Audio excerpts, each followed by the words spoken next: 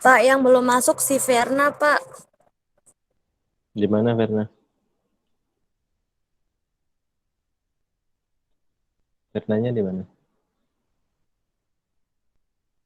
Gak tahu, Pak, kemana.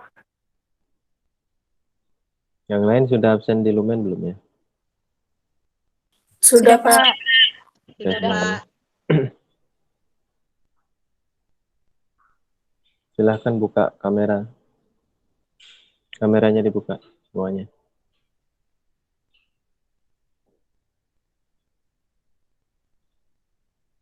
Semuanya dibuka.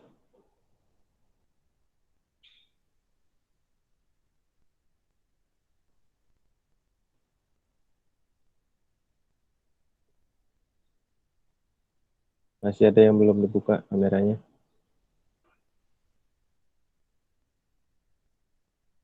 Olivia, Elsa, Puji, Eka, Triwidia, Sirwi, Indriani.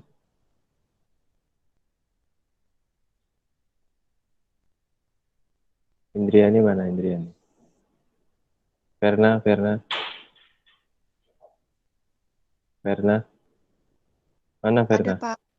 Buka ke kameranya.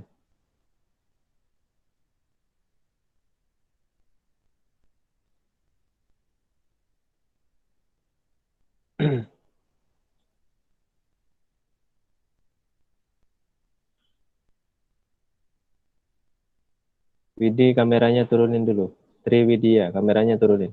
Biar kelihatan wajahmu.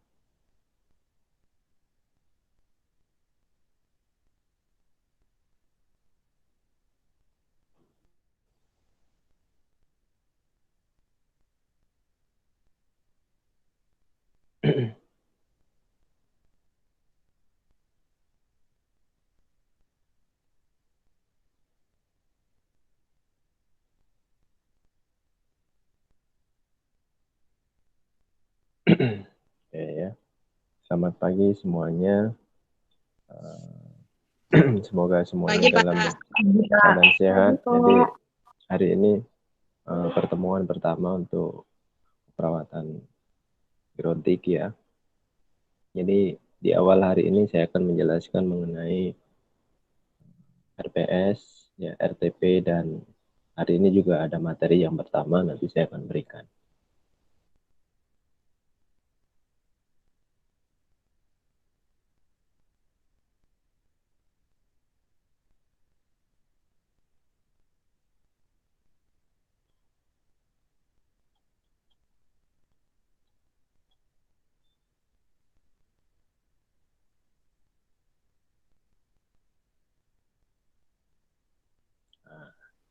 Untuk RPS perawatan gerontik ya, kita ada 4 SKS ya. Kita ada 4 SKS, 3 teori, 1 praktik ya.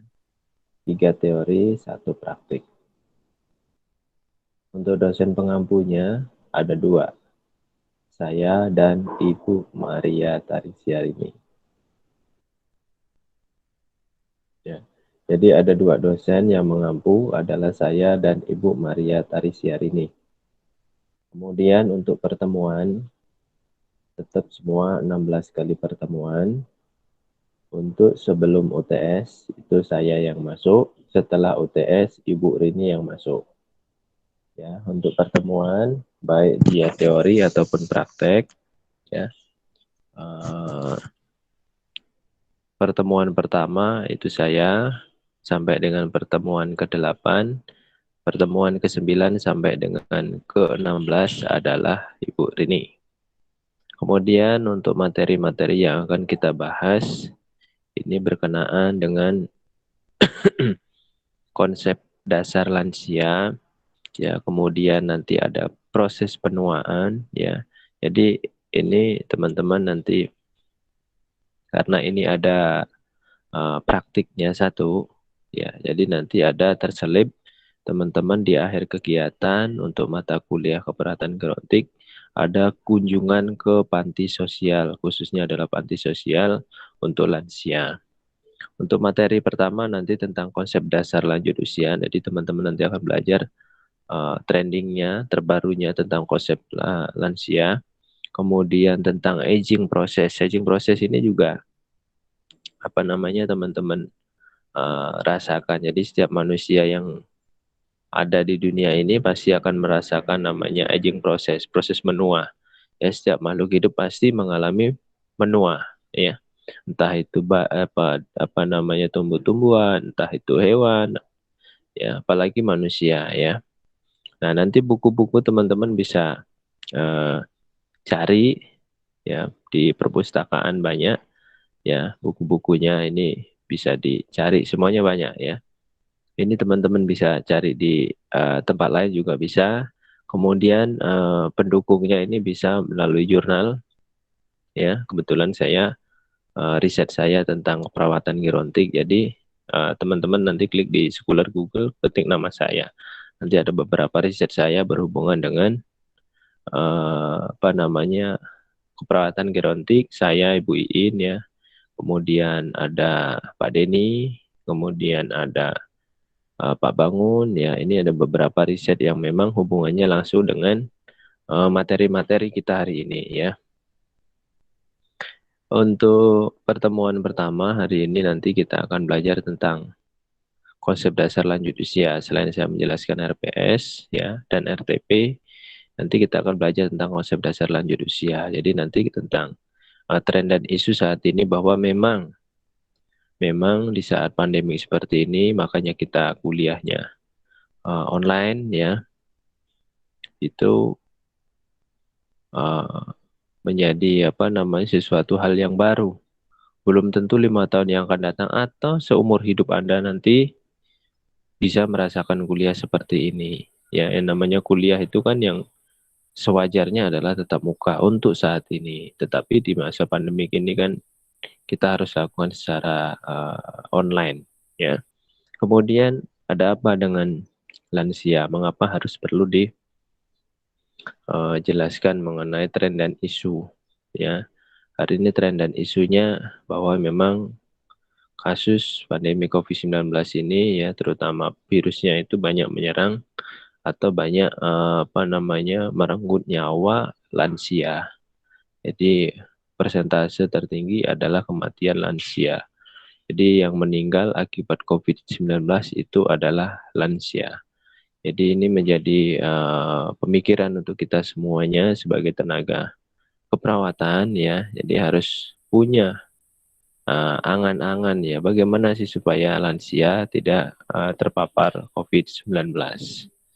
Nah, kemudian kita akan belajar nanti tentang proses menua. Sebenarnya proses menua ini banyak sekali teori-teori, ya, yang membahas tentang menua, ya. Jadi teori itu juga kalau kita analogkan, kita dengan logika kita, ya, ada yang memang masuk akal, ada yang tidak. Ya, jadi misalnya ada beberapa teori tentang gen, ada beberapa teori tentang clock, tentang jam. Jadi Tuhan itu menciptakan manusia itu kan sebaik-baik makhluk hidup. Jadi kita selalu bersyukur kepada Tuhan Yang Maha Esa karena kita masih diberikan kesehatan, itu yang pertama. Yang kedua adalah kita diberikan organ yang lengkap. Ya, apakah teman-teman di sini ada yang matanya tidak ada satu, apakah kupingnya tidak ada satu, apakah tangannya tidak ada satu, kan semuanya lengkap. Ya, jadi aging ini proses, ya, proses yang tidak bisa dipungkiri oleh setiap makhluk hidup, ya, makhluk hidup terutama manusia. Jadi setiap manusia itu pasti mengalami namanya aging proses atau proses menua. Nah, proses menua itu kan sekarang sudah ditata laksanakan dengan beberapa cara. Satunya adalah klinik-klinik, ya. Kalau Anda buka klinik kecantikan, itu sebenarnya yang dipelajari tentang aging prosesnya. Ya, orang dibuat cantik kan karena dia ada mengalami proses penuaan sehingga mungkin wajahnya berkerut jadi kencang lagi, ya, mungkin pipinya berkerut jadi kencang lagi. Ya, mungkin maaf misalnya pantatnya turun bisa dinaikkan lagi, ya. Jadi sebenarnya penyakit ini bukan suatu penyakit, ya, tapi suatu proses yang memang terjadi dan tanpa kita sadari, ya. teman-teman dulu mungkin merasakan energi setelah mengalami proses penuaan ya. Penuaan ini jadi lesu ya, jadi kurang energik ya. Kemudian makannya jadi sedikit ya. Kalau teman-teman lihat lansia di situ ya. Kalau beda sekarang, teman-teman sekarang kan makannya 2 piring ya, nambah lagi ya. Kemudian energik ya. Kemudian masih kencang semuanya ya. Makanya bersyukur Anda masih kencang, masih bagus, nggak usah Anda suntik-suntik apa ya, suntik biar cantik ya, suntik biar besar ya pipinya ya, jangan.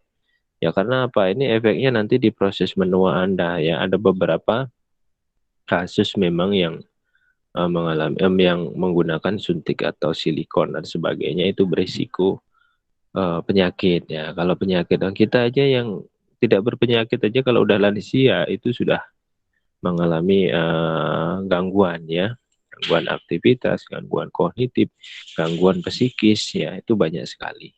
Ya itu nanti kita bahas di proses menua. Jadi banyak sekali yang membuat diri kita ini menua ini tidak kita sadari. Ada juga prinsip clock ya. Clock itu nanti kita bahas juga. Jadi seperti settingan HP, settingan roti. Roti itu kalau Anda beli ada namanya expired date ya. Jadi ada kadaluarsa. Nah, pertanyaan kita tahu enggak kapan kita kadaluarsa? Kan tidak tahu. Ya, jadi ada settingan mungkin yang sudah disetting di dalam sel. Jadi sel itu sudah bergerak kapan dia selesai, kapan dia akan selesai tugasnya ya disitulah dia akan berhenti semuanya. Ya, itu teori ya. Jadi beberapa teori yang ada hubungannya dengan proses menua. Kemudian pelayanan kesehatan pada lanjut usia. Jadi di sini seperti gerakan pemerintah yaitu pelayanan kesehatan santun lansia, baik itu tatanan rumah sakit, puskesmas ataupun posyandu. Nah, posyandu ini juga bagian terpenting ini ketika teman-teman melakukan tindakan keperawatan di posyandu lansia. Posyandu lansia hampir mirip dengan posyandu balita ya, itu hampir mirip ya, sama kalau mungkin belajar tentang 5 meja ya, belajar tentang bagaimana prosesnya itu hampir sama, tetapi yang membedakan adalah KMS-nya berbeda ya. Kalau KMS untuk balita ya balita, KMS untuk lansia ya lansia ya. Kalau balita kan sampai dengan 5 tahun dan sebagainya. Kalau lansia ya sampai seumur hidup dia harus ke posyandu ya, harus ke posyandu. Untuk apa? Untuk kontrol ya. Kemudian puskesmas santun lansia yaitu adalah prioritas dari lansia ketika mau mendapatkan pelayanan kesehatan. Seperti halnya misalnya dia mau berobat ke puskesmas. Jadi ketika berobat ke puskesmas itu nanti lansianya diberikan priority ya, priority seat ya. Kalau di dalam LRT ya, nanti pernah naik LRT ya, ada tulisan namanya priority seat. Tempat duduk prioritas itu salah satunya adalah lansia. Ya, lansia itu harus punya prioritas. Jadi mereka tidak nunggu lama untuk berobat ya. Kemudian tempat antrinya disesuaikan dengan lansia ya, tempat duduknya disesuaikan ya. Jadi ini terobosan pemerintah sebenarnya ya. Jadi namanya Puskesmas Santun Lansia. Kemudian permasalahan lansia gangguan kognitif. Ini juga paling sering. Kalau gangguan fisik ya itu juga banyak ya, tetapi fisik, kognitif, psikis itu nanti bisa saja bertiga-tiganya itu berbarengan. Ya kalau dia gangguan kognitif itu pasti dia intelektual, mudah lupa ya. Tapi kalau dia gangguan psikis, misalnya dia bisa saja depresi, stres, bahkan misalnya bisa gangguan jiwa. Jangan salah, itu lansia ya ada banyak juga yang mengalami gangguan jiwa.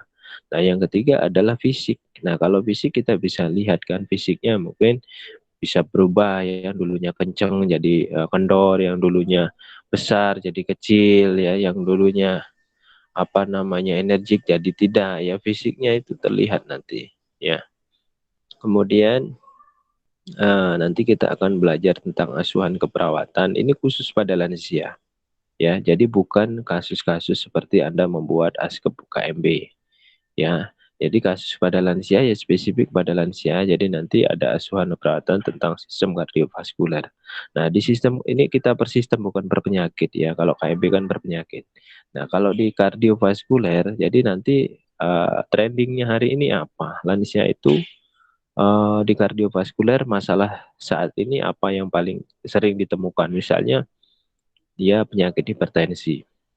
Ya, karena penyakit hipertensi ini salah satu penyakit komorbid penyebab kematian pada pasien yang menderita COVID-19. Nah, Anda bisa gali di situ, Anda buat mengapa hipertensi pada lansia ini berisiko untuk menyebabkan penyakit, bisa menyebabkan kematian pada pasien COVID-19. Kemudian ada asuhan keperawatan lansia dengan gangguan sistem persarapan. Ya, bagaimana kok bisa ada sistem persarapan ini apa namanya bisa terganggu pada lansia? Ada banyak sekali nanti ya. Jadi sistem saraf pada lansia ini bisa digali banyak sekali kasus-kasus yang berhubungan sistem persarapan. Kemudian asuhan keperawatan lansia dengan gangguan sistem pernapasan. Nah, ini sistem pernapasan ini nanti juga banyak bisa diambil asma, ya juga bisa diambil misalnya uh, infeksi saluran akut ya, akut bisa infeksi saluran pernapasan akut atau dan sebagainya. Ya nanti sesuai dengan trendingnya Anda bisa cari.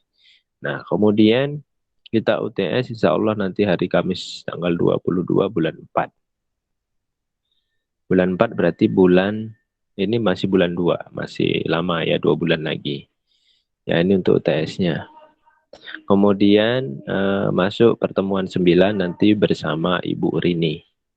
Ibu Rini nanti akan membahas tentang masalah psikososial pada lansia. Nah ini yang saya bilang tadi. Ada sifat-sifat lansia yang teman-teman tidak bisa tergambar ya. Jadi misalnya introvert, extrovert, malah dia punya kelainan-kelainan yang lain. Makanya di sini bisa saja gangguan perilaku, bisa saja gangguan jiwa ada lansia. Ya, bisa saja dia depresi. Depresinya karena apa? Banyak sekali penyebab depresi. Nah, kemudian mahasiswa nanti mampu memahami tentang pemenuhan gizi. Mengapa gizi lansia juga harus diperhitungkan? Karena apa? Lansia juga perlu gizi seimbang. Ya, jangan asal nanti memberikan makanan pada lansia. Seimbang, sesuaikan dengan gizinya. Ya, kemudian seksualiti. Ya, bagaimana resiko seksual pada lansia? Ya, ketika lansia itu apa namanya uh, punya pasangan ya, kemudian dia biasanya sudah tua ya, pasti ada resiko-resiko gangguan seksualitas. Makanya dibahas tentang seksualitas. Nah, seksualitas pada lansia ini beda dengan seksualitas pada umumnya. Ya, jadi intimisi namanya ya, intimisi ya, suatu hubungan intim ya antar pasangannya atau antar saudaranya atau antar yang lain. Kemudian adalah risiko distres pada lanjut usia. Ya, risiko distres ini banyak, bisa gangguan mental tadi, kerusakan kesehatan sosial. Kerusakan sosial ini misalnya kurang adanya aktivitas sosial dengan yang lain. Ya, tetap uh, apa namanya uh, lansia itu tetap harus ada aktivitas ke lingkungan. Jangan dia hanya duduk manis di dalam rumah atau nonton TV kerjaannya. Harusnya memang dia harus ada sosialisasi. Kalau memang dia masih bisa untuk komunikasi, masih bisa untuk aktivitas. Tapi kalau misalnya dia sudah bed rest ya, kita harus lakukan modifikasi ya, modifikasi kegiatan supaya lansia itu bisa bersosialisasi. Nah, nanti baru kita masuk di asuhan keperawatan lansia dengan gangguan sistem pencernaan. Jadi di sistem pencernaan ini teman-teman semuanya nanti membuat asuhan keperawatan banyak lah ya tentang sistem pencernaan. Yang paling sering adalah konstipasi. Ya, konstipasi itu susah BAB. Mengapa kok bisa susah BAB? Pak, Ya, si pada Indah lansia. belum masuk, Pak. Apa? Si Indah, Pak. Indah Budayati belum bisa masuk, katanya belum diterima, Bapak. Ya, ya, ya tunggu ya. Untuk pertemuan ke-13 ya, jadi nanti asuhan keperawatan lansia dengan gangguan sistem pencernaan. Ya, gangguan sistem pencernaan ini tadi tentang konstipasi. Nah, nanti sebagai seorang perawat ya, kalau saat ini teman-teman kan bisa tahu berarti jumlah lansia yang ada di rumah sakit itu kan sedikit sekali, beda dengan perawatan KMB ya, itu banyak spesifik di rumah sakit ya. Tetapi kalau dia lansia, kita harus berikan nanti intervensi-intervensi yang sifatnya non medis ya. Intervensi non medis itu yang bisa kita lakukan uh, dan bisa si lansia lakukan dan orang-orang lain lakukan, itu bisa keluarganya lakukan ya. Kemudian kita nanti buat contoh kasus skenario ya. Kemudian asuhan keperawatan lansia ya dengan gangguan sistem reproduksi ya, tentang reproduksinya bagaimana ya, ini juga menjadi pemikiran ya untuk kita. Kemudian sistem persepsi sensorik ini hubungannya dengan panca indera kita ya, bahwa memang lansia kadang sudah rabun, sudah katarak ya, kemudian pendengarnya sudah menurun ya, kemudian pengecapannya sudah menurun, penghiduannya sudah menurun ya, indera perabanya sudah menurun. Jadi ini menjadi bahan untuk kita untuk membuat asuhan keperawatan supaya supaya lansia itu bisa mandiri ya. Nah, ini untuk praktiknya ya. Jadi untuk praktiknya teman-teman semuanya terlihat enggak ya?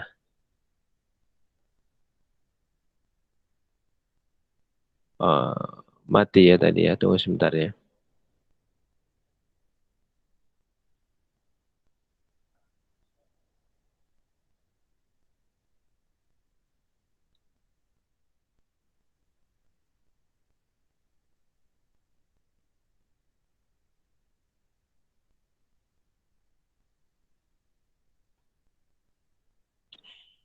Ya jadi untuk tekniknya, jadi nanti teman-teman kita akan latihan ya di pertemuan pertama ini tentang asuhan keperawatan pada lanjut usia.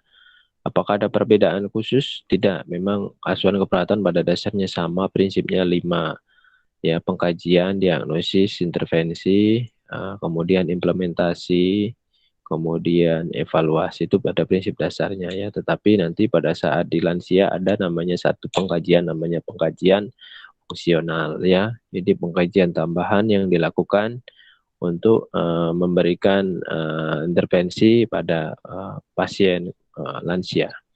Nah, nanti di sini ada beberapa materi teman-teman. Jadi nanti untuk proses kegiatannya ya, jadi teman-teman nanti akan membuatkan atau simulasi ya. Saya belum tahu nanti komunikasi dengan petugas lab apakah diperkenankan mahasiswa untuk melakukan praktik di laboratorium. Kalau memang belum bisa, nanti mahasiswa dilakukan untuk praktek secara mandiri, komunikasi dengan pasien lansia di keluarganya masing-masing ya, atau di tetangganya dan sebagainya. Jadi nanti dibuat simulasi mulai dari pengkajian sampai dengan evaluasi sampai dengan intervensi non medisnya, nanti dibuat masing-masing. Kalau memang dari petugas labnya tidak membolehkan atau belum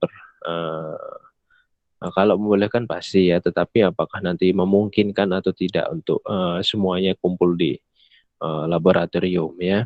Jadi ini materi-materi untuk praktikum ya, untuk praktikumnya semuanya ya. Nah, ini sampai dengan ujian.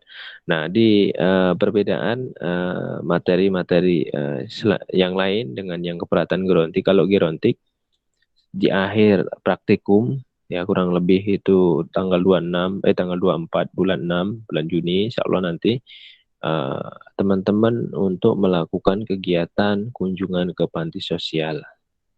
Ya, panti sosialnya nanti silahkan dikomunikasikan nanti di, terserah mau di kilometer 6,5, mau di kilometer 7 atau di kilometer 16 ya, di Panti Werda Sumara yang ada di kilometer 16 atau 18.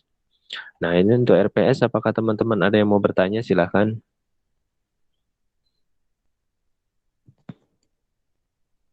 Silakan jika ada yang mau bertanya.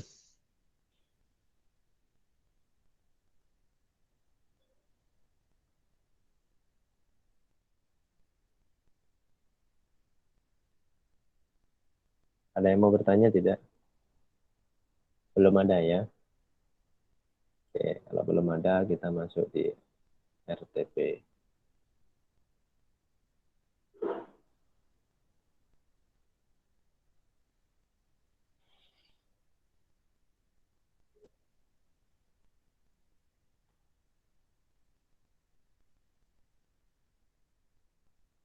Nah, ini untuk rancangan tugas perkuliahan ya.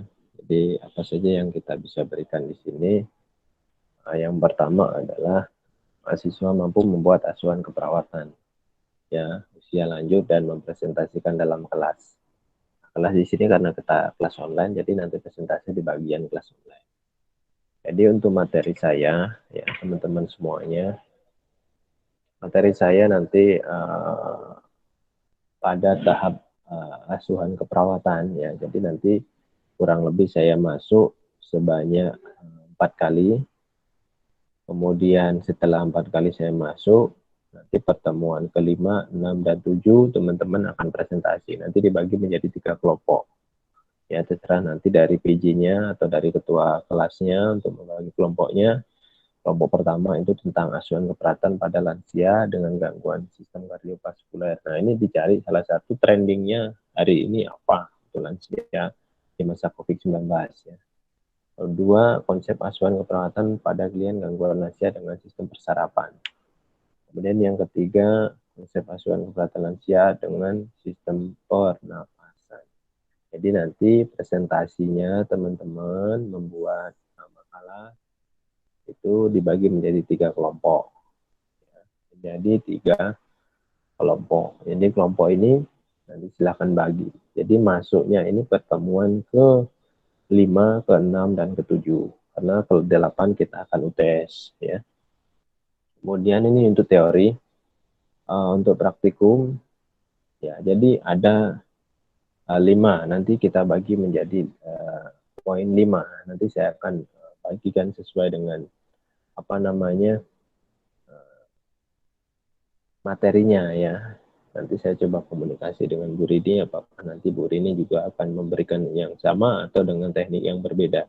Jadi nanti ini adalah yang bagian saya, nanti Bu Rini bisa ditanyakan setelah UTS, nanti masuk Bu Rini untuk apa namanya tugasnya seperti apa, praktiknya seperti apa, nanti bisa dikomunikasikan. Silakan nanti PJ-nya komunikasi dengan Ibu Rini ya setelah UTS. Nah, ini yang saya membuat dan mensimulasikan asuhan keperawatan lansia dengan gangguan personal hygiene. Jadi nanti dibagi menjadi 6 kelompok ya. Jadi 6 kelompok Anda membuat dan mensimulasikan asuhan keperawatan pada gangguan personal hygiene.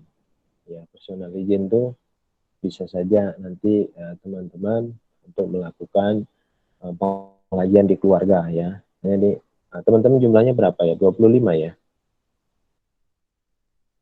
Jumlahnya berapa?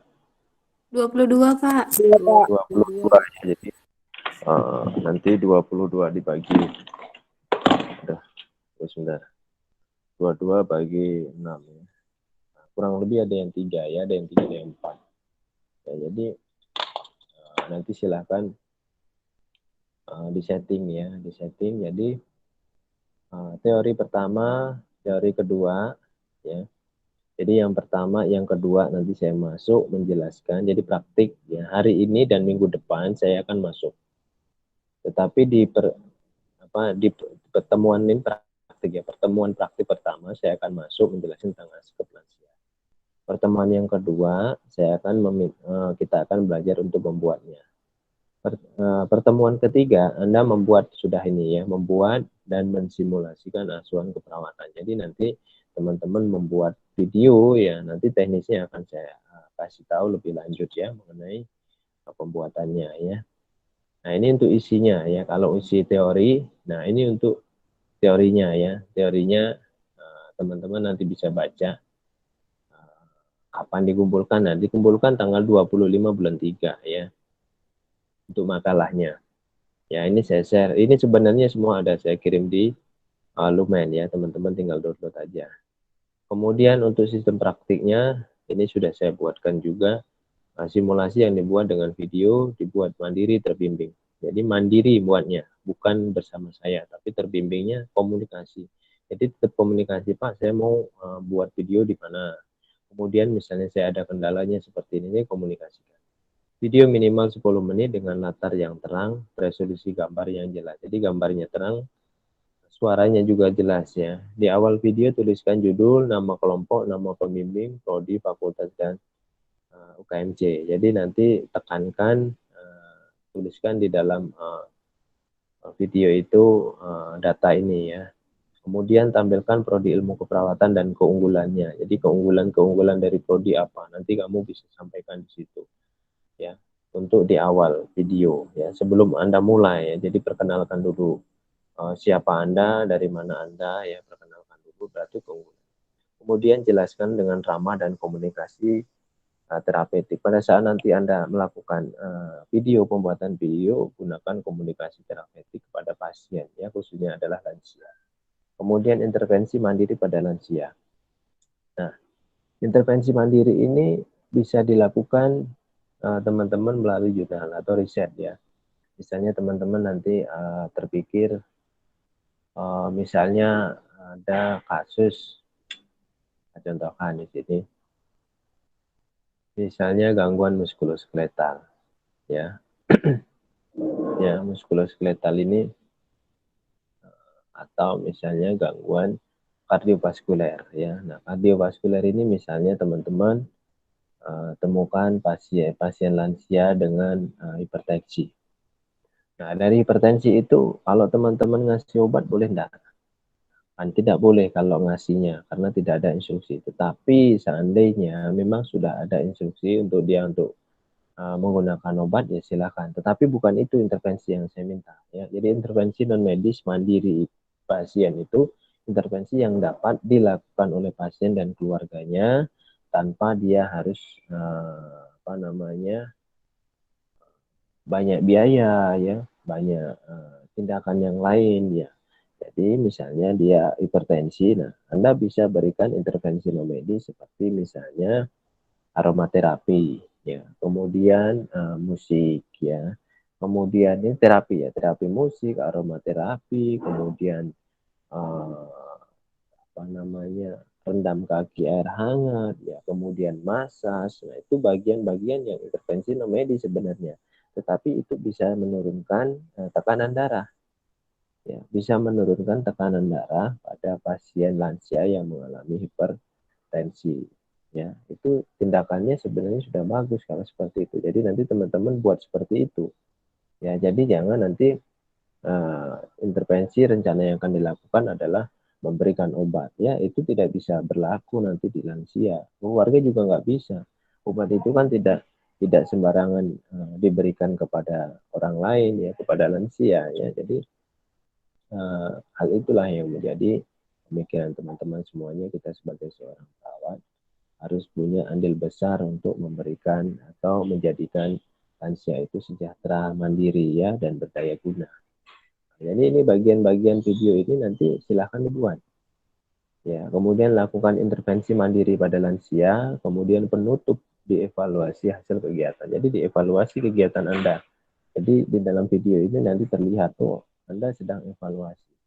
Kemudian video itu nanti kirimkan ke Drive, simpan di Drive-nya, Drive Google masing-masing. Ya, kemudian kirimkan ke link grup ya. Nanti silakan buat grup kelompok, grup kelas ya. Jadi linknya saja kirimkan di grup, nanti saya akan koreksi. Ya, setelah misalnya belum misalnya sudah sesuai dengan konten, sudah sesuai dengan apa namanya sistematika, maka saya bisa lakukan ini bahwa memang sudah baik ya dan disetujui. Tapi kalau misalnya ada yang kurang, maka saya akan komentari di dalam apa namanya linknya itu ya, akan dikomentari bahwa memang ini harus diperbaiki. Ketika sudah diinformasikan di grup, jika ada perbaikan diperbaiki, jika tidak ada nanti akan diinformasikan. Ya, itu untuk teknis, untuk praktiknya. Jadi teman-teman simulasi, ya, simulasi di Mana di keluarga masing-masing boleh, di tetangganya boleh, ya. Silakan, nanti silakan modifikasi. Kemudian untuk yang ini tadi, yang makalah dan PPT itu tanggal 25 bulan 3, ya, itu segera dikumpulkan, jangan tidak dikumpulkan. Jadi sesuai dengan ininya, ini teman-teman bisa buka. Kemudian buku yang digunakan minimal 5 buku dan 3 jurnal. Pak, kalau banyak boleh nggak Pak kita pakai 10 atau 15? Oh, lebih bagus. Ya, itu lebih bagus, lebih mudah untuk dibaca karena banyak referensi itu, semakin kita banyak referensi makin terbuka wawasan kita daripada cuma 1 sampai 2 referensi. Ya, begitu ya. Apakah ada yang mau ditanyakan untuk RPS dan RTP-nya? Silahkan jika mau bertanya.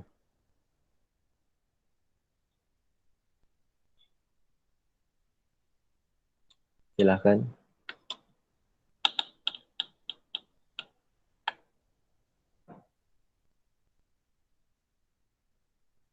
Adakah yang mau bertanya? Silahkan.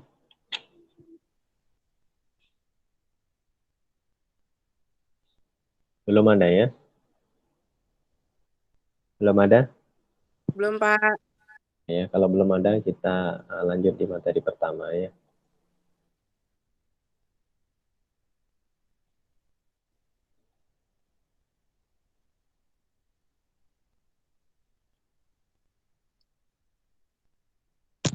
Materi pertama, apa judulnya tadi? Konsep dasar usia lanjut. Kita lanjut usia ya. Jadi materi ini materi dasar ya. Jadi kita harus paham dulu siapa lansia ya. Nah, ini tujuannya mahasiswa yang pertama harus mampu memahami tentang tren dan isu terkini, kemudian pengertian gerontologi dan geriatrik, kemudian sosial, kemudian tujuan perawatan sampai dengan bagian nanti lingkup perawat. Nah, ini yang terbaru ya. Diambil Juli 2020 karena ini sistem survei ya, bukan data update. Kalau data update itu di gugus tugas COVID-19 ya, itu per hari dia tampilkan. Tapi ini data survei. Survei itu dari Badan Pusat Statistik di Indonesia ya. Jadi jumlah populasi penduduk Indonesia itu kurang lebih 267 juta. 267 juta. Ya, banyak sekali ya di Indonesia, 267 juta. Kemudian populasi lansia sampai dengan 2020 itu 26,64 juta. Banyak ya, 25,64 juta. Kemudian usia lanjut yang miskin. Ya, yang miskin ini 12,6 juta. Banyak sekali. Ya, hampir separuh dia miskin. Ya, kita tahu bahwa memang lansia satu ketidakmampuan fisik, ketidakmampuan kognitif, ketidakmampuan psikis ya, psikososialnya, ditambah lagi dia tidak miskin ya, bahasanya miskin ya. Jadi ini menjadi masalah terberat bagi mereka ya, seorang lansia ya. Jadi nanti kalau teman-teman melihat di di panti sosial ya, tidak pernah dikunjungi oleh keluarganya ya, sama sekali tidak ya. Kemudian mereka juga seperti terisolasi ya. Terisolasi itu tidak ada kegiatan-kegiatan yang membuat mereka happy, senang, kadangannya kadang, makanya itu jadi problema sebenarnya lansia ya. Makanya teman-teman kalau memang ada waktu luang silakan teman untuk datang ke panti sosial lansia ya. Paling tidak Anda datang ke sana untuk apa? Untuk ngobrol aja ya, ngobrol aja dengan mereka ya, cerita-cerita. Nggak usah nak ngasih duit, nggak usah nak ngasih makan. Ngajak ngobrol itu udah senang mereka. Ya, jadi ini hal-hal yang uh, kecil tetapi bisa bermanfaat untuk lansia ya. Kemudian lanjut usia tidak miskin ini 13,4. Masih terlihat enggak ya? Keluar, Tidak Pak. ada. Ya, tunggu sebentar. Terkeluar, Pak. Oke, ya, tunggu sebentar ya.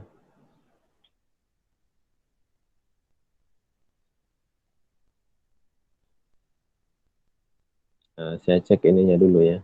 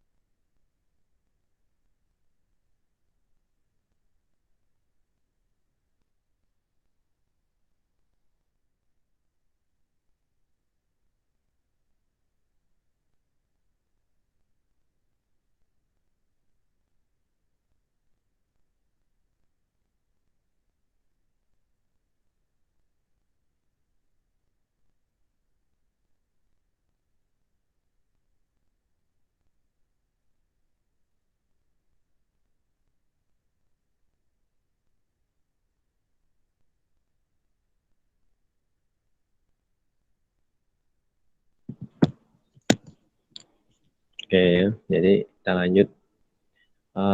Ini sehubungan dengan tren dan isunya ya. Jadi populasi ini tinggi ya. Jadi kalau lansia di dalam keluarga ini 10,7 juta ya. Berarti banyak lansia yang masih bersama keluarga. Jangan sampai nanti kita menitipkan orang tua kita ya, saudara kita lansia di panti sosial. Ya, jika memang dia tidak ada keluarga sama sekali, ya. Kalau memang dia masih ada ya, Anda masih bisa merawat dan sebagainya ya, silahkan Anda rawat ya. Kemudian di luar keluarga ini bisa saja di panti sosial atau di tempat-tempat lain, ini kurang lebih 1,9 juta. Ya, ini data Pusdatin. Kemudian populasi ini usia di atas 70 ada 1,1 juta orang. Ya, kemudian usia di atas 70 yang belum dapat PKH. PKH ini sejenis bantuan ya. Ini 9,6 juta orang. Jadi masih banyak yang harus dibantu ya oleh kita dan oleh pemerintah. Nah, ini jumlah lansia bertambah banyak. Kok bisa Pak bertambah banyak? Ternyata di Indonesia, Indonesia kan negara berkembang, bukan negara maju. Ya, berkembang terus Indonesia itu sampai pesat berkembangnya ya. Akhirnya apa? Begitu berkembang maka ada rekayasa sosial, teknologi yang bagus ya. Sehingga usia harapan hidup manusia di Indonesia ini makin meningkat. Ya, makin meningkat akhirnya apa? Akhirnya bisa menyebabkan waktu usia bertambah. Jadi dulu kalau rata misalnya orang umur uh, kurang dari 60 atau 50 dan yang banyak meninggal. Ternyata setelah dilakukan survei kembali usianya makin panjang. Jadi kurang lebih umur 67 sampai 70 tahun. Ya itu rata ya. Ada yang bahkan sekarang lebih, ada banyak sekali ditemukan umur lansia itu udah 90, ada yang 100 ya. Ini sangat sangat mengembirakan karena apa? Usia harapan hidup ini kan menunjukkan bahwa memang kesejahteraan lansia, kesejahteraan manusia di Indonesia ini sudah mengalami perbaikan. Kemudian saat ini trendingnya ya, trennya kalau sekarang kamu bahasanya viralnya ya.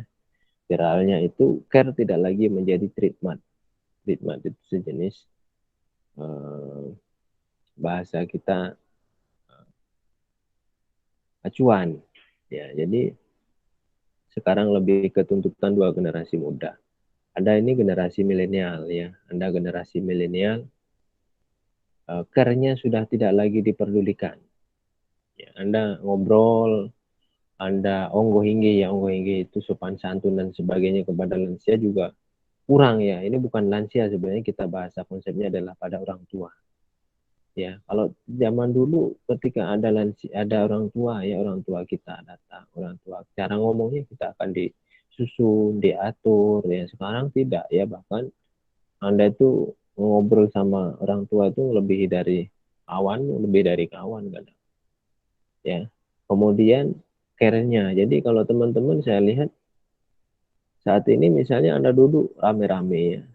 Ketika duduk rame-rame biasanya sibuk sendiri dengan handphone masing-masing.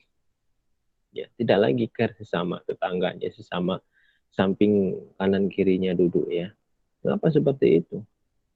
Padahal kalau Anda itu ngobrol dengan orang yang jauh. Nah, ketiba nanti Anda ketemu dengan yang jauh itu, nanti sama-sama deketan, sama-sama juga seperti itu. Anda nggak ngobrol, Anda tetap main HP dengan yang jauhnya kan. Itulah yang dinamakan kurang. Sekarang sudah ada generasi milenial yang memang kurang peduli terhadap sekitar, ya karena dunianya sekarang dunia online. Nah, ini jadi bahan pertimbangan, bahan pemikiran kita bersama bahwa memang pada saat-saat tertentu silahkan aja untuk bermain handphone. Ya, pada saat nanti Anda ketemu dengan temanmu, ngobrol dengan temanmu, silahkan handphone dikantongin dulu. Ya, kita tidak tahu nanti teman-teman, oh misalnya ada hal yang misalnya perlu bantuan, misalnya ada kegiatan dan sebagainya. Kalau Anda sibuk sendiri dengan handphone, ya, biasanya ya orang itu hebatnya ya di dalam online saja, ya, tetapi di aplikasinya tidak. Ya, itu yang menjadi bahan pertimbangan kita. Takutnya nanti di generasi selanjutnya hidupnya dengan di online saja. Ya, kalau di online saja kan itu kan abstrak ya. Abstrak itu kan namanya dunia maya. Ya, dunia maya. Jadi dunia itu sebenarnya nyata ya, yang kita lihat saat ini ya, prosesnya seperti apa teman-teman lihat. Ya, sama dengan di lansia. Jadi lansia itu ya dia berpikirnya masih berpikir lama, bukan berpikir saat ini. Makanya sistem pada lansia itu kan dia tidak mau berurusan dengan yang rumit. Yang rumit itu saat ini. Ya, cuma main HP dan sebagainya itu menurut dia rumit. Ya, kemudian saat berurusan-urusan dengan sesuatu dia merasa itu wah, ini susah sekali. Memang seperti itu karena zamannya udah berbeda. Tapi kalau kita memberikan asuhan keperawatan kepada lansia, kita harus ikuti alurnya. Jangan dia ngikuti alur kita. Nanti tidak akan ketemu titik temunya tidak ada. Jadi teman-teman nanti silahkan kalau nanti buat asuhan keperawatan, kemudian aplikasi pada lansia, ya sesuaikan dengan alur lansia ya. Nah, ini data kematian ya. Jadi menurut Kemenkes, WHO, CNN, dan Tempo, ini per Juni 2020 ya, yang terbaru saya belum masukkan, ini sesuai dengan data-data Kemenkes, ini Indonesia 43,9% meninggal itu usia 60 tahun ke atas ya. Kemudian Cina ya 80% 60 tahun ke atas. Ini 60 tahun ke atas. Ya 7.000 kematian di Amerika. Ya. Saya kurang tahu untuk saat ini data kematian terbanyak di mana. Kalau yang kemarin di Amerika. Bayangin 7.000 kematian. Ya, 80% pada usia 60 tahun. Berarti kan lansia. Kematian terbanyak di nursing home. Nursing home itu perawatan rumah ya, yang dirawat di rumah ya. Lansia-lansia itu ya. Kemudian ini di Prancis. Di Prancis ini 95% 60 tahun ke atas. Jadi sekitar 7.500 kematian. Bayangin saja ya. Banyak sekali itu ya. Kita harus berduka ya. Jadi seharusnya mereka ini kan karena penyakit ya. Penyakit ditambahi dengan komorbid. Komorbid tadi pemicu ya. Yang menyebabkan bisa mempercepat atau memperberat gejalanya. Itu adalah beberapa penyakit komorbid seperti hipertensi, DM, dan sebagainya. Kemudian di dunia ini, jadi lansia menjadi kelompok umur yang memiliki angka kematian tertinggi akibat COVID-19. Jadi ini bisa disimpulkan nih, ya. Jadi lansia ini risikonya sangat tinggi sekali. Ya, makanya trending sekarang sebenarnya vaksin. Saya belum masukkan data-data vaksin. Bahwa memang boleh nggak dilakukan vaksin di Indonesia pada lansia. Ya, Kementerian Kesehatan dan BP POM sudah mengeluarkan bahwa ada standar khusus untuk vaksinasi pada lansia. Bahkan di Jakarta sudah dibuka untuk vaksinasi khusus lansia. Jadi teman-teman nanti bisa buka berita-berita ya, jangan nonton sinetron aja. Ya, sinetron di televisi ya. Jadi buka informasi-informasi juga ya tentang COVID-19. Karena apa? Nanti teman-teman kan bisa bercerita ya. Bisa cerita punya pengalaman. Saya dulu punya zaman di mana zaman itu kuliah tidak lagi tatap muka tetapi dengan cara daring. Ya, di situ kita harus pakai masker, di situ pakai ini. Nah, suatu saat entah atau 10 atau 15 tahun yang akan datang, Anda akan punya cerita itu.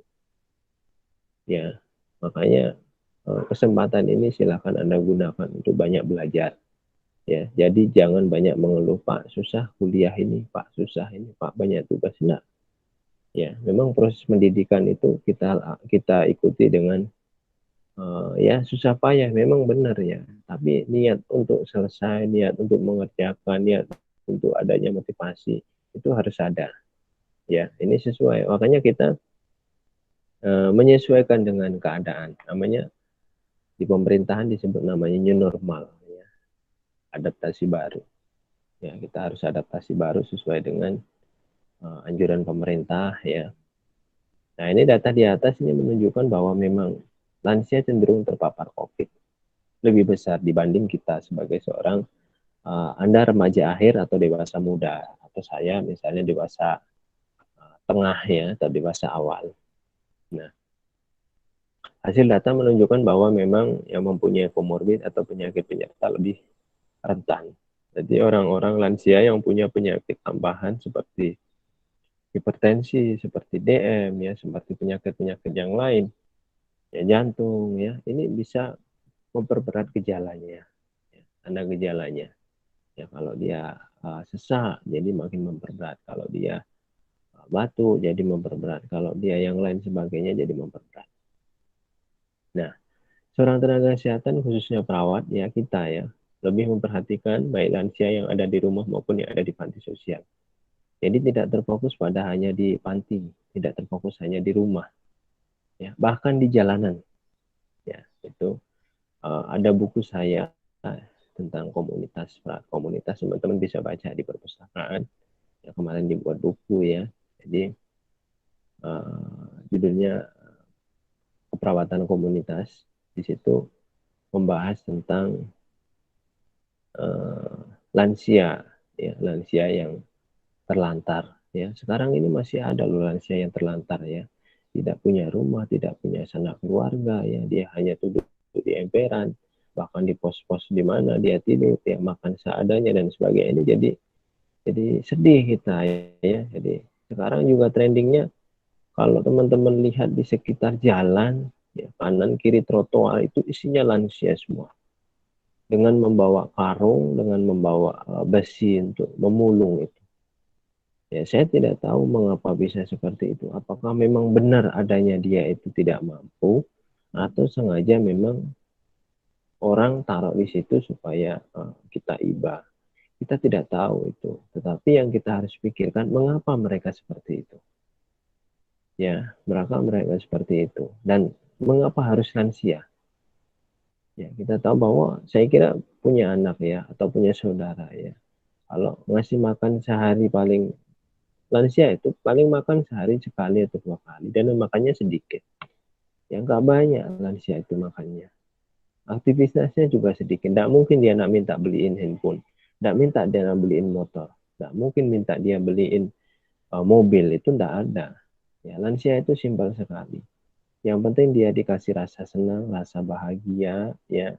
Kemudian dipeduliin, bahasa kita caring, ya. Kalau masalah makan, ya saya kira tidak menjadi masalah untuk lansia. Nah ini banyak sekali dan bahkan di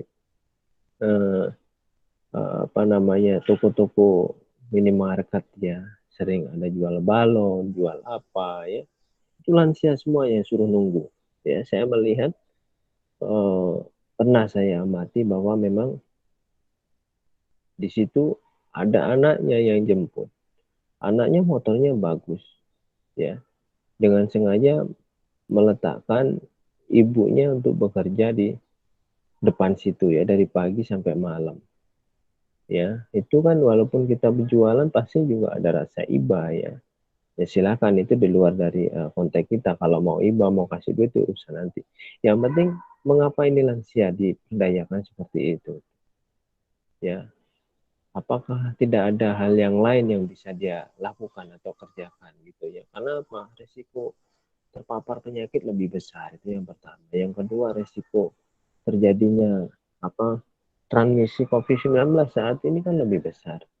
Ya sama dengan di pinggir jalan ya. Saya juga pernah melihat anaknya dengan sengaja meletakkan ibunya yang sudah tua di pinggir jalan. Ya mungkin salah satunya tadi ada minta hibah ya. Ya kita dilema ya, kalau seperti itu anaknya kira-kira benar nggak seperti itu? Ya, ada apa di sini? Apakah pola pikir mereka dengan seperti itu dapat menghasilkan uang? Ya tidak. Ya, jadi itu apa namanya, stigma di masyarakat tentang lansia, bahwa lansia punya potensi untuk mendapatkan uang tapi dengan cara seperti itu yang nggak bagus ya. Saya melihat itu di beberapa kasus, tetapi tidak semuanya ya. Saya bilang mungkin memang dia tidak mampu, mungkin dia memang sebagai seorang mungkin tunawisma ya, yang tidak punya apa-apa sehingga dia harus melakukan itu ya, tidak masalah gitu. Tapi yang kita temukan ada beberapa ya, oknum-oknum yang seperti itu ya, dengan sengaja ya. Bahkan di panti sosial itu kan ada panti sosial yang sifatnya sosial itu free, gratis ya, jadi tidak dibayar apapun lansia yang tinggal di situ. Ada juga yang panti sosial dengan swasta, mereka harus berbayar tiap bulan, itu juga ada ya, tergantung dari panti sosialnya masing-masing dikelola pemerintah atau swasta. Kalau swasta pembiayaan dari lansia ya. Jadi itu yang menjadi perhatian kita ya. Jadi kita bukan hanya memperhatikan lansia yang hanya di rumah. Kalau di rumah kan masih enak ya, masih enak di rumah itu diperhatikan oleh ibunya, oleh anaknya ya, oleh saudaranya. Nah, ini protokol kesehatan ini harus diterapkan ya pada lansia. Nah, kita tahu bahwa lansia susah untuk bernapas, pakai masker yang terlalu tebal. Kemudian jangan gunakan hand sanitizer pada lansia, tapi cuci tangan dengan air. Kalau dia hand sanitizer biasanya sering alergi pada kulitnya, ya rusak kulitnya, karena kulit lansia itu kita tahu bahwa dia udah agak kasar ya, ada perubahan tubuh fungsinya ya. Nah ini bagaimana menjaga lansia supaya tetap sehat dan tidak terpapar ya. Ini terjadi di dunia maupun di Indonesia. Kita harus aplikasikan itu ilmu Anda sebagai seorang perawat, ya, tetangga Anda, ibu Anda, kasih masker ya kemana-mana ya. Kalau memang ibu Anda masih usianya 40 ya, itu silakan kalau mau pakai hand sanitizer. Tapi yang baik cuci tangan. Kalau udah lansia cuci tangan yang baik pakai air ya, jangan pakai hand sanitizer ya. Nah ini baru kita masuk di pengertian. Itu trendingnya ya, isunya ya, viralnya kalau kita sebutnya, viralnya saat ini. Jadi ini pengertian. Ada namanya gerontologi ya. Oh mati lagi ya. Iya, Pak. Bentar ya. Gabung. Jadi untuk ya,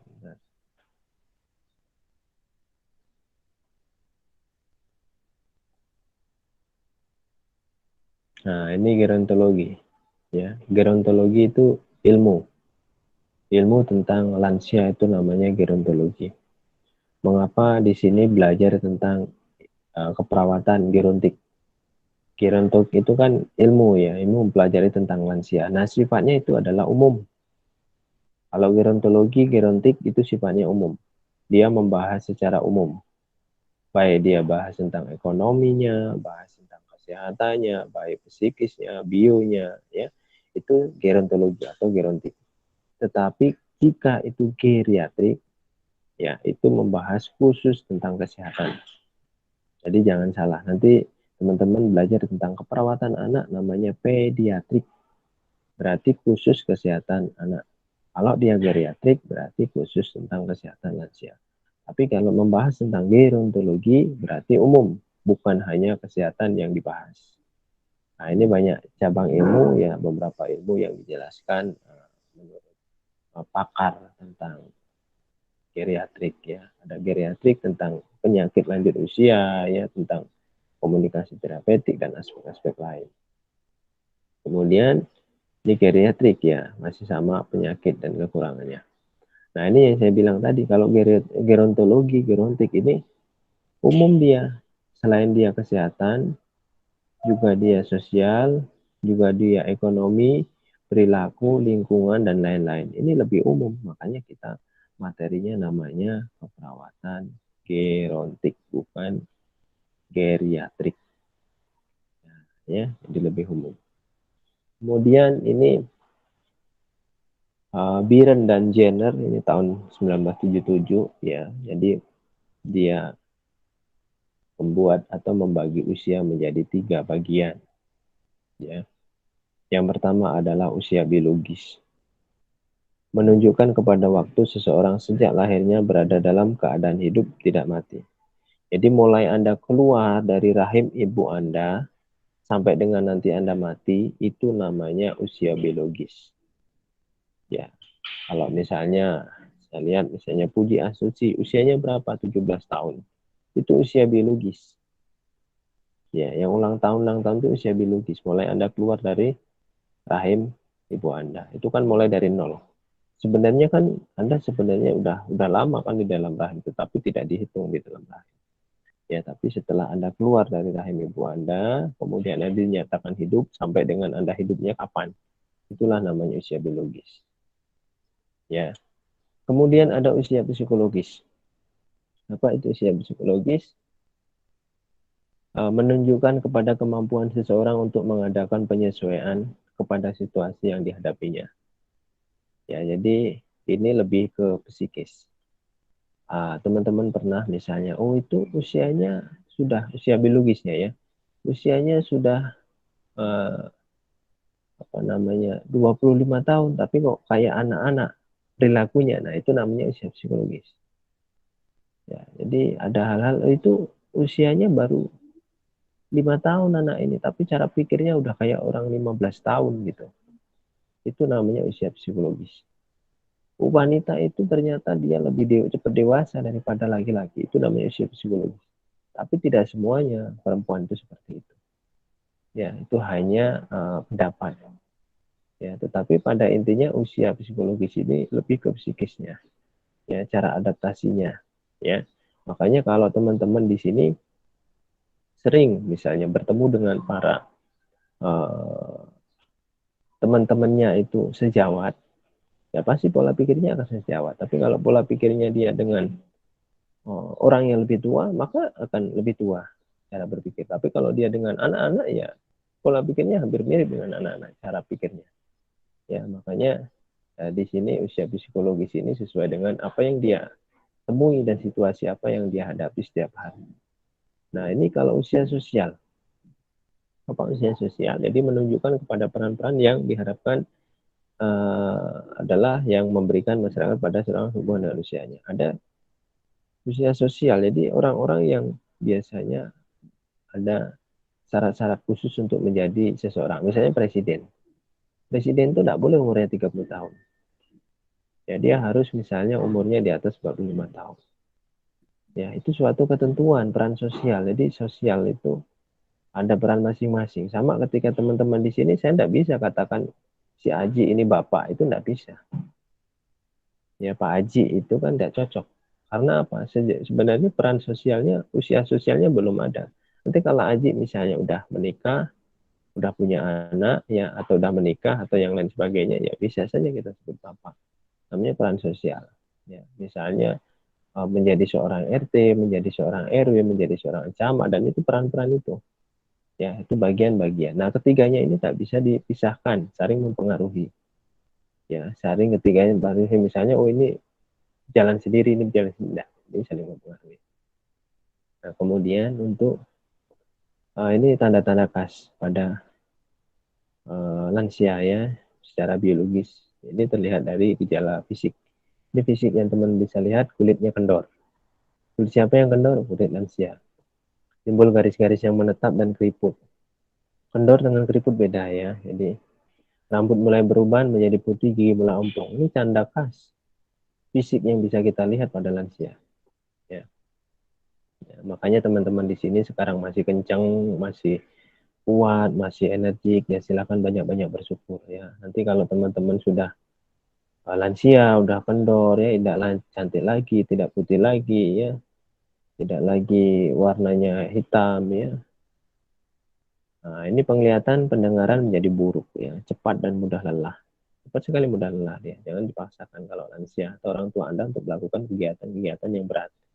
Kemudian gerakan-gerakan lamban ya. Lamban ini susah ya, kehilangan kelincahan. Rampingan tubuh menghilang. Nah, ini nggak ramping lagi nanti. Kalau teman-teman di sini sekarang mungkin ramping, ideal ya. Nanti kalau sudah lansia nggak ada lagi. Timbunan lemak di sana sini dia di perut, di pinggang, di paha dan sebagainya. Ya, Anda bisa lihat kan lansia ya. Bisa lihat ibu Anda ya, orang tua Anda. Kemudian untuk kemunduran kognitif ini tadi psikis, ini kognitif. Suka lupa ya. Ingat tidak lagi berfungsi dengan baik. Ingatan hanya pada hal-hal di masa muda. Makanya kalau bercerita, ngobrol-ngobrol dengan lansia ya, ceritakan masa muda dia. Suruh ceritakan. Jangan Anda banyak cerita. Terbalik ya. Ngobrol dengan lansia malah Anda yang banyak cerita. Dia suruh cerita. Ya, nanti kalau teman-teman di panti sosial suruh dia yang cerita, jangan kita yang banyak bercerita. Dan ceritakan, suruh cerita ya, waktu dia lampau, masih lampau, jangan cerita yang saat ini, pasti mereka tidak tahu. Ya, ini yang paling gampang dilupakan adalah nama. Ya, nama. Jadi kalau Anda punya kakek nenek biasanya udah datang hari itu, ini siapa namanya? Misalnya namanya Puji. Nah, Puji ini apa namanya? Datang hari ini, tapi besok datang lagi. Kok ini siapa namanya? Anda jangan marah-marah, dia lupa. Ya nggak boleh marah-marah. Memang seperti itulah. Makanya kita harus mengingatkan. Saya Puji, cucu kakek dan sebagainya. Ya. Nah, ini skor dan intelijensi rendah. Nanti kalau dicek skornya, intelijensi itu bisa apa namanya IQ-nya rendah ya, nurun ya.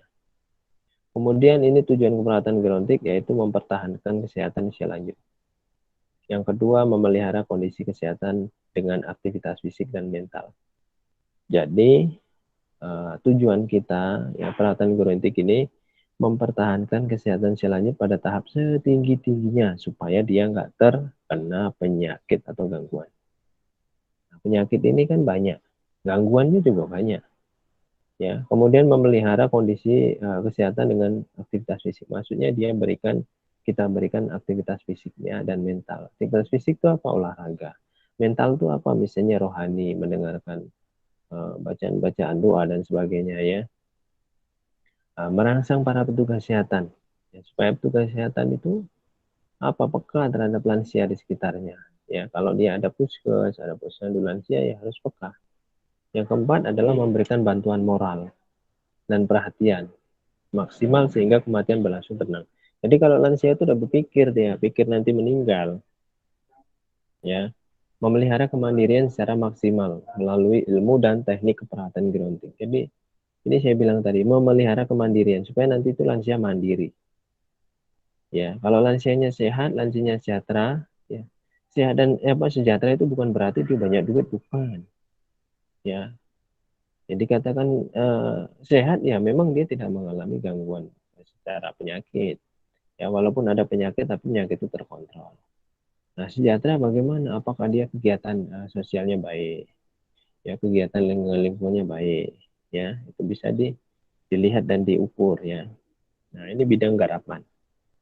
Ya yang pertama lingkup asuhan keperawatan. Kita harus lakukan 3 poin penting ini. Yang pertama adalah pencegahan. pencegahan ketidakmampuan sebagai akibat penuaan. Kalau kita temukan lansia, setiap manusia kan saya bilang pasti mengalami penuaan. Karena lansia itu bagian dari tumbuh kembang manusia. Manusia kan kalau ada tumbuh kembang mulai dari 0 tahun ya, Anda procot dari rahim ibu Anda, keluar dari ibu Anda, itu kan mengalami namanya perkembangan. Sampai dengan lansia, lansia juga masih ada mengalami perkembangan. Tetapi walaupun perkembangannya tidak signifikan, bahkan dia mengalami pemunduran. Ya, jadi di sini mencegah ketidakmampuan. Akibat dia itu menua, pasti ada imbasnya. Dari imbasnya itu kita cegah. Ya, cegahnya dengan apa ya? Dengan beberapa kegiatan-kegiatan. Ya. Kemudian perawatan. Ini merawat pemenuhan kebutuhan lansia. Jadi kita mencegah, merawat, dan pemulihan. Seandainya ada lansia yang sakit, kita harus bantu untuk pemulihan. Ini 3 lingkup ini yang paling penting di asuhan perawatan lansia ya. Kemudian tanggung jawabnya adalah memperoleh kesehatan, memelihara kesehatan, menerima kondisinya sampai menghadapi ajal. Ini tanggung jawab membantu klien kita ini ada 4 poin. Memperoleh kesehatan yang optimal, yang paling the best pokoknya untuk lansia. Memelihara kesehatan. Pemeliharaan ini paling susah. Ya, menerima kondisi. Nah, ini kadang lansia nggak mau menerima kondisinya. Oh, saya ini masih sehat bugar, saya harus berlari, saya harus kemana ya. Anda bisa berikan sebuah masukan kepada orang tua ya dalam menghadapi kondisinya dan sampai dengan menghadapi ajal nanti. Nah, ini peran dan fungsi perawat memberikan asuhan keperawatan pasti yang poin 3 tadi di atas. Mendidik usia lanjut, keluarga dan masyarakat. Gimana mendidik ini? Kita sebagai pendidik ya, itu sebagai edukator. Ya, edukator itu mengedukasi. Ya, nanti kalau teman-teman kegiatan ke kegiatan panti sosial atau kegiatan ke komunitas ya, nanti Anda temukan lansia, Anda bisa lakukan penkes. Bagaimana sih caranya supaya tidak BAP-nya keras? Anda bisa lakukan penkes. Kemudian memotivator klien, motivasi. Ya, klien kita sebagai lansia. Advokasi, ya, kemudian konselor, ya, sebagai konselor. Kemudian tugas perkembangan ini persiapan diri untuk kondisi yang menurun. Ya, persiapan diri ini untuk pensiun. Jadi kalau udah lansia, saya kurang tahu untuk usia pensiun berapa, 50 atau 55. Jadi kalau dia lansia kemudian sudah pensiun, tapi anaknya masih banyak yang belum menikah, biasanya masih banyak yang kuliah, itu juga memperberat dia hidup. Karena apa? Kadang berpikir dia bagaimana saya bisa menyelesaikan anak saya untuk selesai kuliah, selesai sekolah, ya. Kemudian hubungan baik dengan orang yang seusianya. Jadi kalau sudah seperti itu nanti ada sejawat, ya, sejawatnya itu dulu seangkatan atau seumuran lah ya, seumuran. Biasanya ketika udah lansia itu ada mereka empat sekawan misalnya. Nah, yang 3 sekawan udah mengalami meninggal misalnya, tinggal dia sendirian, ini juga menjadi depresi biasanya. Jadi kurangnya ada kawan, ya. Makanya teman-teman di sini jangan begenggeng, tahu begeng. Jangan geng-gengan Anda. Ini geng macan, ini geng kuda, ini geng naga. Jangan ya, karena apa? Manusia hidup itu satu sifatnya adalah individu. Yang kedua adalah sifatnya sosial. Ya, tidak ada sifatnya kelompok, itu tidak ada. Ya, sosial itu artinya kita harus bisa menerapkan diri kita kepada orang lain, siapapun itu. Ya, kalau individu memang semuanya kita lakukan individu, makan kita individu. Ya, tapi sosial itu adalah hal yang penting. Ya, jangan kalau nanti Anda bergeng-geng itu, seandainya nanti Anda ada masalah, ya gengnya itulah pecah geng, pecah kongsi, pecah ini dan sebagainya. Tapi kalau Anda nggak ada bergeng-geng, siapa saja Anda bisa kawan, bisa Anda jadi sahabat. Sama nanti ketika lansia ini seperti ini, dia merasa kesepian karena nggak ada kawan, nggak ada itu. Ya. Kemudian persiapan diri untuk kematian dan kematian pasangan. Nanti kalau ada pasangan dia mengalami kematian. Ya. Nah, kemudian ini peran anggota keluarga. Jadi anggota keluarga ini yang pertama lakukan pembicaraan searah. Kok bisa pembicaraan searah ini? Maksudnya seperti ini. Jadi kalau ada lansia di rumah, jadi nanti kita akan nasihati, kita berikan edukasi, ya. Bukan berarti Anda itu belum pernah berkeluarga terus Anda memberikan nasihat Anda itu dibilang, oh anak mau kencur kamu nak nasihati. Bukan itu. Tetapi yang Anda bisa berikan sini adalah edukasi. Edukasi itu sesuai benar ya, sesuai dengan teori ya, sesuai dengan riset yang pernah dilakukan orang ya. Oh memang pembicaraan searah, kadang kita kalau ada lansia di rumah itu sering tidak dianggap, tidak sudahlah, nenek tinggal di rumah saja, nenek di sini saja, nenek nggak usah kemana-mana, nenek. Nah itu yang menjadi bahasa sehari-hari kita ketika ada orang tua kita. Ya ajak dia kegiatan, ajak dia sosial. Ya jangan menganggap dia itu lansia, ajak supaya ngapa? Ini lakukan pembicaraan searah, biar saya ngobrol ya. Kemudian pertahankan kehangatan rumah keluarga ya. Jadi kehangatan itu bukan berarti ada api unggun, bukan ya, maksudnya sering bercerita, ngobrol ya dengan itu. Tapi kalau sekarang ya maaf ngomong, waktu di meja makan aja semua pegang HP. Ya, yang satu makan di depan TV, yang satu makan ngobrol, yang satu makan di mana dan sebagainya, kurang kehangatan. Jadi silakan makan bersama-sama. Ya, kalau di zaman dulu kan makan itu di meja yang besar atau di besar atau kecil lah, tidak tahu ya. Kalau sekarang tidak ada meja yang besar ya mungkin bisa makan bareng tanpa harus pegang HP. Teman-teman aja kalau teman-teman lihat di warung-warung sekarang itu, ya itu di warung bukan di rumah. Bayangin saja ya, kalau di warung kan bisa ketemu bareng, kalau di rumah kan kadang tidak bisa ketemu bareng. Nah ini bantu melakukan persiapan makanannya, dibantu makan dia. Bantu dalam transportasi, maksudnya transportasi ini misalnya dia mau bepergian kemana, komunikasikan mau kemana, diantar dan sebagainya. Ya bantu memenuhi sumber-sumber keuangan. Nah ini kalau pensiun, kalau lansia kita harus kirimkan duit.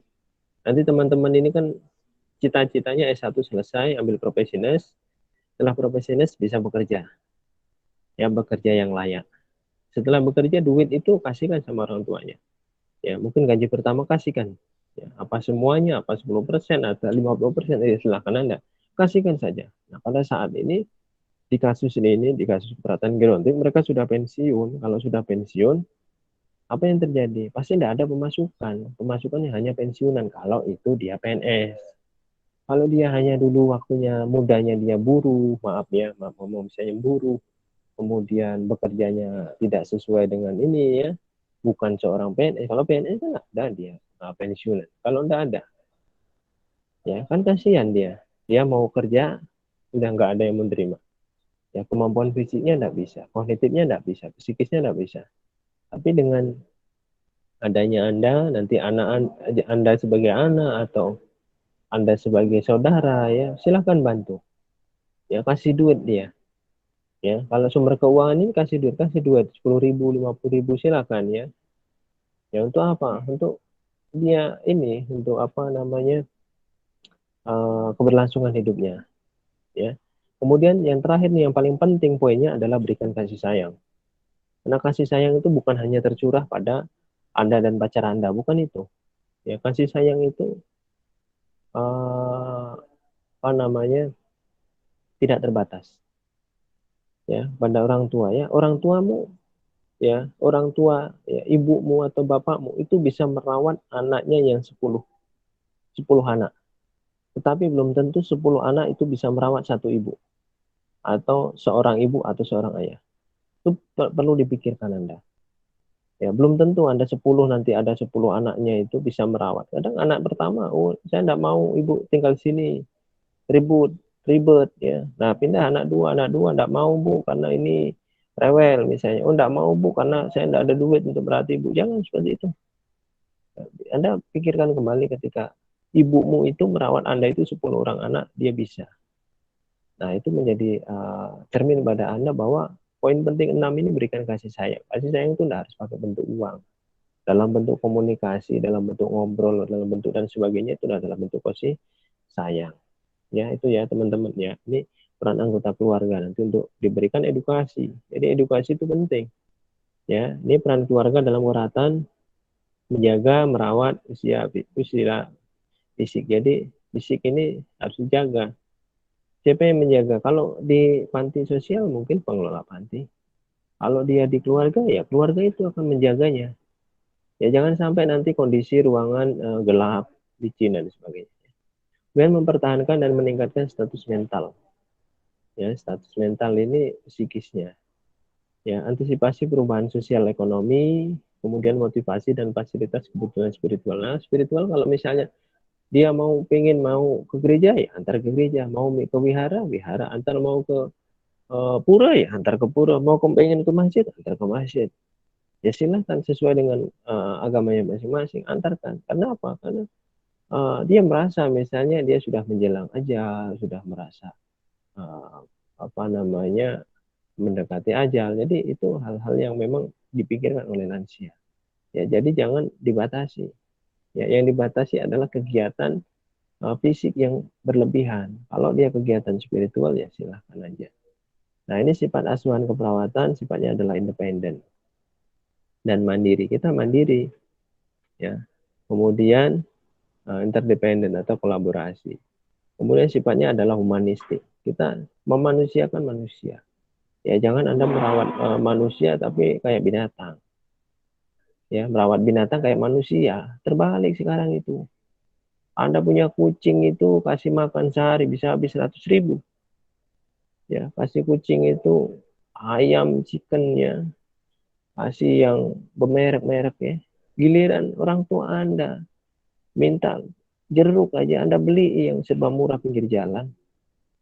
Ya, itu humanistik itu seperti itu. Jadi jangan menganggap sepele itu, manusiakan manusia. Jangan manusiakan jadi binatang, binatang jadi manusia. Sekarang tuh banyak ya, orang itu sampai lupa burungnya yang punya burungnya sampai dengan kandangnya harganya ratusan juta ya, makannya ya, kucing, anjing ya, binatang-binatang itu. Tapi kadang Anda teledor dengan orang tua ya. Ini trennya sekarang seperti itu ya. Kemudian holistik. Holistik itu bukan hanya fisik kita yang harus pikirkan, tetapi fisiknya kita harus pikirkan, si lansia. Psikisnya kita pikirkan, kognitifnya kita pikirkan, bahkan sampai dengan ekonominya. Jadi holistik itu menyeluruh. Ya, sama dengan kita merawat bukan berarti hanya ngasih obat saja. Ya, tapi rasa kasih sayang itu kita kasihkan kepada mereka, ya. Nah, ini yang terakhir nih, slide terakhir nih hubungannya dengan lingkup dan tanggung jawab perawan ya. Perawat respon seorang terhadap penuaan berbeda-beda. Jadi penuaan ini bisa karena sosial, culture, spiritual, ya ini pasti menjadi berubah semua. Psikologis. Nah ini biologis yang paling terlihat adalah sistem ini, yang makanya kita bahas di dalam sistem ini. Ya, sistem inilah nanti yang kita akan buat asuhan keperawatan. Karena di dalam sistem ini berkaitan langsung dengan keperawatan. Kalau yang ini tidak berkaitan langsung, tetapi harus kita tetap bahas. Culture itu kebudayaan, ada kebudayaan lansia. Kemudian sosial, ya, psikologis, spiritual ini juga hal-hal yang memang kita kaitkan tetapi tidak menjadi tolak penting. Yang tolak penting adalah bagian ini sistem karena kita langsung hubungannya dengan asuhan keperawatan, oleh pengajian, oleh diagnosis, intervensi, implementasi dan sampai dengan evaluasi. Mungkin itu saja yang bisa saya jelaskan teman-teman semuanya. Apakah ada yang mau ditanyakan? Silakan. Teman-teman jika ada yang mau ditanya silakan.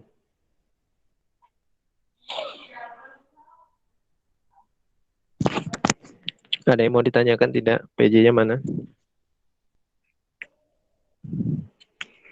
Ada yang mau ditanyakan tidak? PJ-nya mana? PJ-nya siapa ya?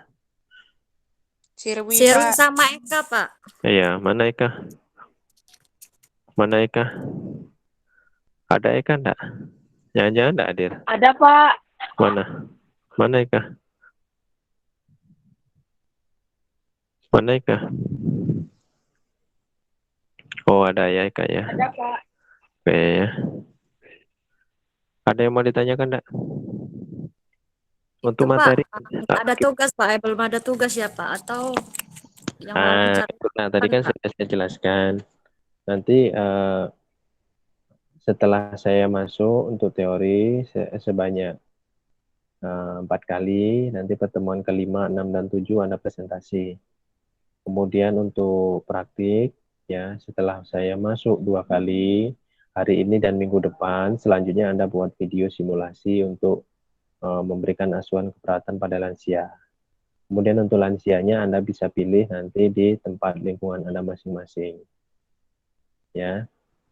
Ya, untuk teknisnya nanti bisa baca di dalam panduan RPS-nya. Begitu ya. Sebenarnya itu bukan tugas ya, tetapi metode pembelajarannya, metode pembelajaran itu, tugas itu di luar dari, misalnya begini, kalau dulu namanya PR ya, pekerjaan rumah. Ada kuliah, kemudian ada tambahan, tapi ini adalah bagian dari kuliah. Metodenya ada namanya metode kuliah interaksi seperti saat ini. Kalau interaksi seperti ini kan Anda di rumah baca tidur ya, baca. Kalau yang aktif ya aktif nulis, kalau yang tidur ya tiduran, bisa sambil tiduran, bisa sambil bahkan tertidur lelap Anda ya. Jadi kalau saya anggap seperti ini kurang efektif memang ya, tetapi lebih efektif kalau Anda memang mengerjakan sendiri. Nah, itu salah satu bentuk metode, bukan tugas sebenarnya. Metode, jadi bukan di luar dari jam yang untuk mengerjakan, tapi di luar, bukan, misalnya hari ini kan ada perkuliahan pagi teori, siang praktik ya. Nah, itu sudah selesai jam itu, maka ada tambahan lagi itu namanya tugas. Ya, kalau dikatakan itu adalah bagian dari metode pembelajaran, satu metode pembelajaran itu banyak. SGD, Small Group Discussion, itu presentasi, itu bagian dari metode pembelajaran. Ya, membuat simulasi video. Simulasi itu sebenarnya kita lakukan di dalam lab. Tetapi lab itu tidak memungkinkan mengumpulkan banyak mahasiswa. Jadi kita buat menjadi suatu simulasi yang Anda buat sendiri dengan proses pendampingan dari dosen. Begitu ya. Begitu ya teman-teman ya. Ada yang mau ditanyakan teman-teman semuanya?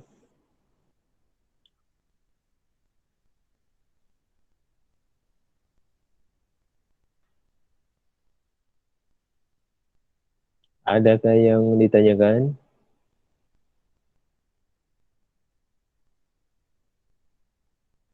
Tidak, Pak. Tidak ya. Kalau tidak, saya akhiri kegiatan hari ini. Terima kasih ya. Jaga kesehatan ya, tetap standarisasi protokol kesehatan 3M atau 5M ya. Dan mohon maaf jika ada salah penyampaian dan sikap ya. Selamat siang, dan untuk nanti praktik ya, saya akan kirimkan file untuk contoh asuhan keperawatan, silahkan dibaca. Jadi nanti saya tidak masuk. Silahkan dibaca untuk hari ini ya. Kemudian nanti di pertemuan selanjutnya nanti teman-teman aplikasi. Saya akan jelaskan mengenai aplikasinya, asuhan keperawatannya seperti apa. Ya, itu saja untuk pertemuan hari ini. Selamat siang dan selamat beristirahat. Selamat siang. Selamat siang. Pak. Pak. Terima kasih. Terima kasih, Pak. Terima kasih, Pak.